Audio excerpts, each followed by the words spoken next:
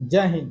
कल हमारा पूरा देश 77th इंडिपेंडेंस डे सेलिब्रेट कर रहा था। हर कोई सोशल मीडिया पे रील्स और स्टोरी शेयर कर ये बताना चाह रहा था कि हम आजाद हैं। लेकिन आज हम उन सभी से पूछना चाहते हैं कि कौन आजाद है? रोड पे पिटाते किसान, या फिर दर बदर भटकते युवा, या फिर 2 वक्त की रोटी जुटा रहा बेबस और लाचार पिता, या फिर वो परिवार जिनकी बहन और बेटियों के साथ रेप जैसे जघन्य अपराध को अंजाम दिया जा रहा है, या फिर वो खुद लड़कियां और महिलाएं जिनके साथ आए हर दिन दरिंदगी की हदें पार की जा रही है। आज का मेरा यह सवाल सत्ताधारियों से नहीं बल्कि आप लोगों से खुद है, क्योंकि सरकार इस मामले में हमेशा से ही विफल रही है। क्योंकि एनसीआर की रिपोर्ट के अनुसार 2019 से 21 के बीच करीब 13 लाख से ज्यादा महिलाएं भारत से लापता हुई, जिसमें 10,61,648 महिलाएं जो 18 वर्ष से ज्यादा, 2,51,430 लड़कियां 18 वर्ष से कम आयु की, जिसमें से कुछ ही लड़कियों को रेस्क्यू किया जा सका। बाकी लड़कियां दुनिया के किस कोने में है, कहाँ है, जिंदा भी है या नहीं, इसका कोई भी डाटा सरकार के पास नहीं। ऐसे सत्ताधारियों से आप क्या ही उम्मीद कर सकते हैं। इसलिए इसके लिए आपको और हम लोगों को ही अपने समाज में आगे आना होगा, क्योंकि आज भी प्रतिदिन 87 रेप केसेस होते हैं, यानी हर 1 घंटे में 3 से 4 लड़कियों की जिंदगी तबाह हो जाती है। और WHO की रिपोर्ट के अनुसार माने तो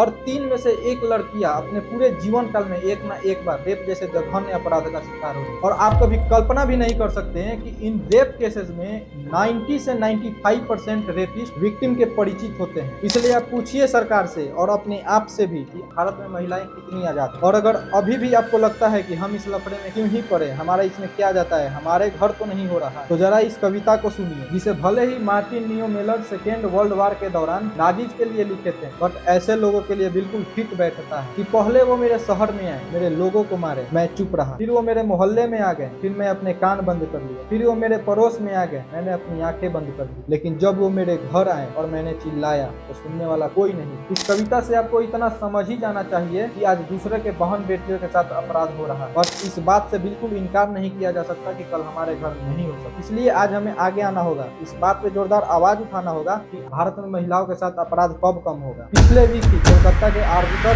मेडिकल कॉलेज एंड हॉस्पिटल में एक महिला डॉक्टर के साथ जघन्य अपराध को अंजाम दिया गया और सबूत को मिटाने की भरपूर कोशिश की जा रही है। शांतिपूर्ण चल रहे आंदोलन में गुंडों को भेजकर हिंसा फैलाया जा रहा है, और इस अपराध के लिए न्याय की आवाज उठाई ही जा रही थी। बिहार के मुजफ्फरपुर में एक माँ के सामने उसकी 14 वर्ष की 9th में पढ़ रही बेटी को किडनैप कर उसके साथ 5 दरिंदों द्वारा जघन्य अपराध को अंजाम दिया गया। तकरीबन 50 बार उसके प्राइवेट पार्ट में चाकू से हमला किया गया, और अपराधियों का फिर भी मन नहीं भरा तो उस नाबालिग लड़की का स्तन काटकर उसको मौत के घाट उतार दिया। ये है हमारे आजाद भारत के कुछ बड़ी दृश्य। ये तो बस एग्जाम्पल है, क्योंकि आज भी भारत में ऐसे कई अपराध होते हैं जो 4 दीवारी के अंदर ही सीमित रह जाते हैं। और ऐसा नहीं है कि अपराध के खिलाफ केवल पार्टिकुलर इंसान ही जिम्मेदार है, बल्कि इस अपराध का जिम्मेदार हर एक वो आदमी है जो बस में, ट्रेन में, सड़कों पे या फिर कहीं भी लड़कियों और महिलाओं के साथ दुर्व्यवहार करता है। क्योंकि आप कैसे एक सभ्य समाज की कल्पना कर सकते हैं जब आप खुद ही अपनी गलतियों को नहीं सुधारते। इसलिए एक सभ्य समाज की शुरुआत अपने आप से खुद कीजिए। और इसके साथ ही समाप्त करते हैं अपने यूट्यूब सफर के पहले वीडियो का। और हाँ, मेरे चैनल को सब्सक्राइब कर लीजिएगा ताकि आपको वास्तविकता के साथ जोड़े रखें और देश दुनिया में हो रहे गतिविधियों को आपके साथ साझा कर। जय हिंद, जय भारत।